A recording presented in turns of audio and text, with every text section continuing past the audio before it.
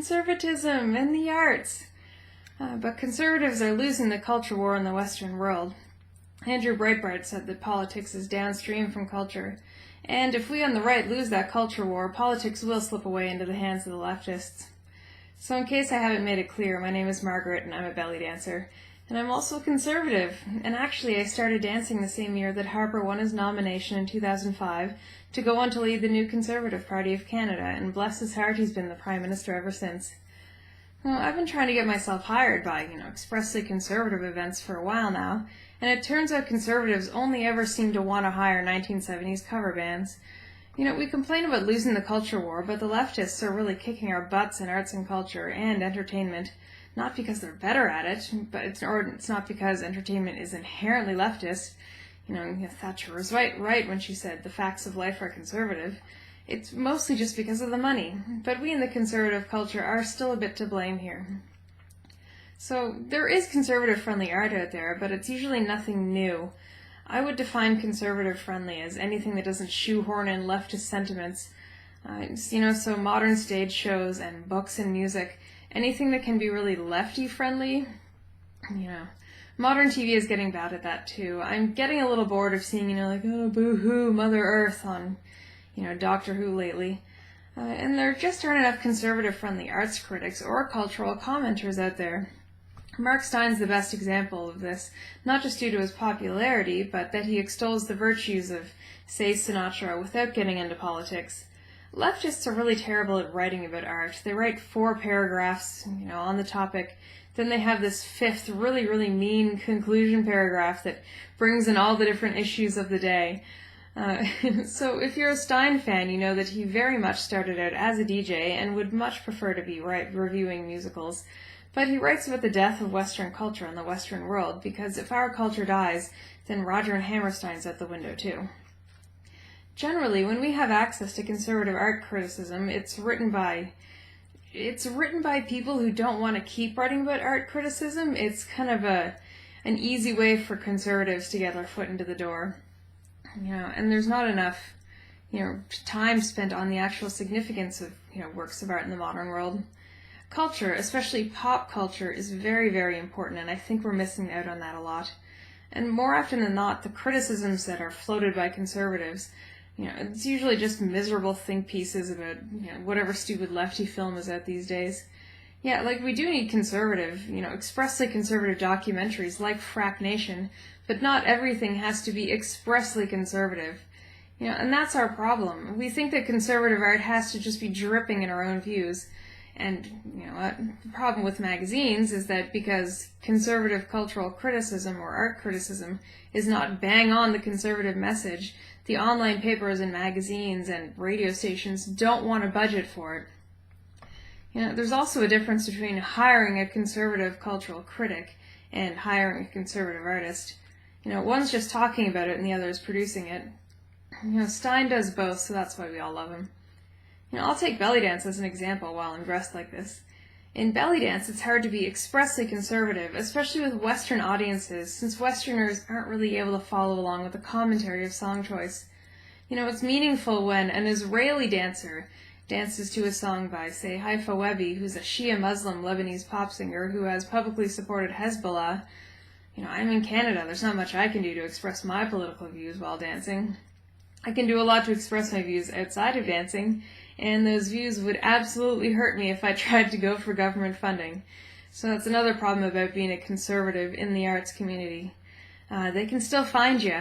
They can still figure out which one of you is conservative and try to keep a few of the grant dollars away from you there. But if a client were looking to hire a dancer for, say, a Jewish wedding, they might prefer to hire me based on the simple fact that I'm pro-Israel.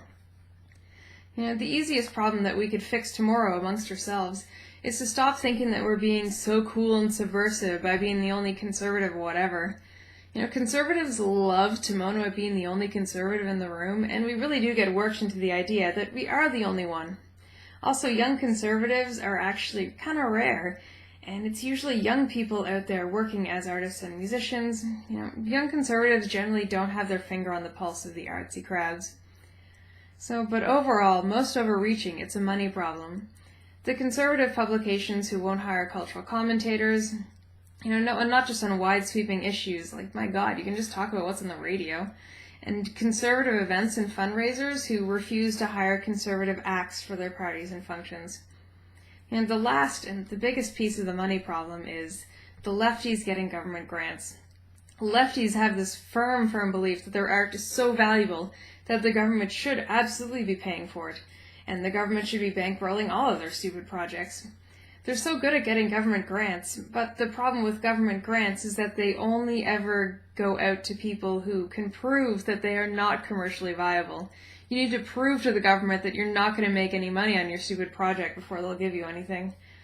So that means that this way we end up with a bunch of really stupid projects that are designed expressly to get as many grants as possible. So you might end up with a play about, a gay disabled immigrant adopted into a French-speaking native family, just because that hits 6 or 7 points on the grant scale. And that's the play that's going to get staged every year, because that's the one that's getting the money. So the kind of reference material that a client wants to see before hiring an artist, or a musician, or a wedding photographer is absolutely not the kind of, multifaceted material that gets you a government grant. There are definitely cases where the arts or, funding venues can benefit the population. I know that in my part of Canada, mid-sized venues are really the biggest issue that we don't have right now. That's what's making it hard for the working artist, the lack of small and medium-sized venues. But really, when it comes to an arts grant, nobody benefits more than the artist actually receiving the money. And by doling out handfuls of grants, the government is just twisting the arts economy. They protect some artists above others, and it enforces a monopoly of non-commercially viable artists. And arts grants take months to come through, and you have no warning in time to actually plan if, the funding falls through. And that's really not how conservatives are designed to think, and that's not how real life works. But I think that one of the other big problems is that there's an issue in the way that we hire artists. Right now you probably would hire a musician by word of mouth or by hearing them or even just Googling for it, but I think that's the wrong way to go around it. There are a lot of gig sites where the artists can put themselves out there, but there are only a few options for soliciting bids for a job. For me, the best paid gigs I've ever taken are the ones where I've reached out to the client and said, "Hey, you guys should hire me." And they've been the most fun gigs too. I think that we've got it all backwards in terms of hiring out entertainment. Instead of calling out 10 wedding bands, a better system would be to post a wanted ad asking for bids. The only caveat there is that you absolutely have to post a budget first. Because the really good, busy working artists don't have time to deal with somebody who just wants to give them $50 and a few cans of beer. Conservatives, I'm so sorry, but if you want to hire entertainment, don't be a socialist and expect it for free. There's nothing more frustrating than a client who's all wishy-washy about negotiating price. If you go to Home Depot with a plan, they need a budget range before they can start working something out for you. The Western world does not work on, a bartering, arguing system. We have price lists. Musicians generally post a price list on their page, or they ask to be contacted to talk about availability first, because availability is the true arbiter of pricing art. It's just capitalism. We are really trained to expect that art just appears for free out of nowhere. We think all museums should be free, all outdoor festivals should pay the acts, we shouldn't have to tip any of the buskers that are brought in by the city, all holidays should include free concerts. There's just so many free arts events that you never have to pay a dime for entertainment anytime, except, of course, via your tax dollars. So in other words, we don't think that free market capitalism should extend to the arts. We're not trained to think that market capitalism is an arts thing. The lines get blurred in our head about this. It's pretty reasonable to say that most conservatives think that libraries should be free, but that doesn't mean that, every artsy or mind-expanding pursuit should also be free. And that's the socialist mindset that trickles down. Since every small festival or organization, thinks that they should be able to hire entertainment for free, if they don't have a government grant to pay for the entertainment, they'll still ask the entertainment to work for free. It's a classic image problem where a good artist looks effortless and full of joy, where since we love what we're doing, obviously we'd also love to go through the trouble of doing it for you for free in public, and that bands should always only ever pay for the cost of their bar tab. It's true that we love what we do. We love it so much that we don't want to give you, kind of a half-assed performance. We want you to just be blown away by what we can do, and that costs money and hours of dedicated prep just for that gig. An artist won't work for free because she also needs to eat, she needs to profit from it, and she needs to justify the hours of specific preparation that's going into that 15-minute dance. We want happy clients too, and we want to be able to make a living.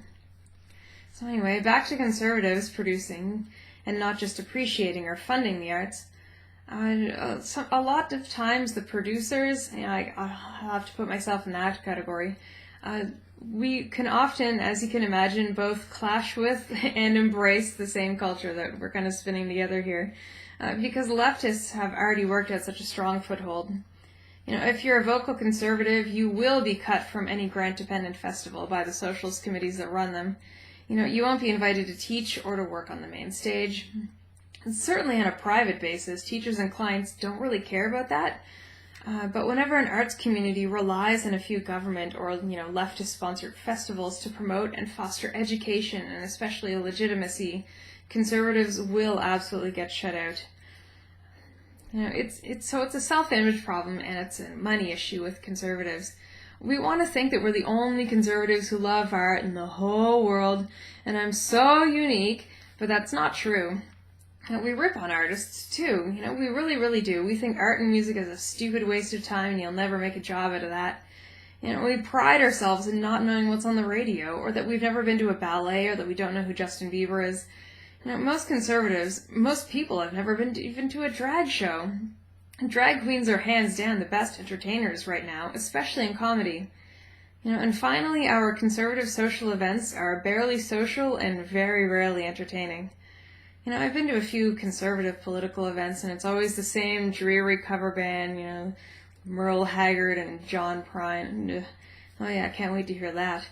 I'd love to be able to dance at conservative events, but the prospect of a belly dancer is a little strange and frightening. I think that there's a belief that I'll shock some of the elderly party members, but I noticed that a lot of the senior conservatives, a lot of the older conservatives, they're a lot more fun than the younger ones. They're a lot more chilled out than the younger ones. The younger ones are always very concerned with being seen as very, very mature. And then they're the ones in charge of hiring, which means that we end up back with our John Prine cover bands again. So whoever does the programming at big conservative events or fundraisers, you can make a big splash by publishing a budget and opening up for bids for your evening entertainment. Your donors might actually be excited at the prospect of seeing conservatives on stage, which means that you can charge more for a ticket. Conservatives like seeing conservative things. That's why we like, rodeos and things with guns in it. Politics is very much downstream from culture, especially pop culture. You can stop pretending like you're the one lonesome conservative who's ever waited in line at a museum. And yes, enjoy the old masters, but remember that pop culture is still malleable and very important. You can have a real effect on today's pop culture, which of course will inform and influence the political culture. Where you do still have political control, it's very important to also consider pushing the arts funding out. You will sound like a monster if you try, running on a plank of, cutting all the arts funding. But as long as the hippie lefty governments are pumping money into hippie lefty arts, the culture war is just going to keep on dragging on.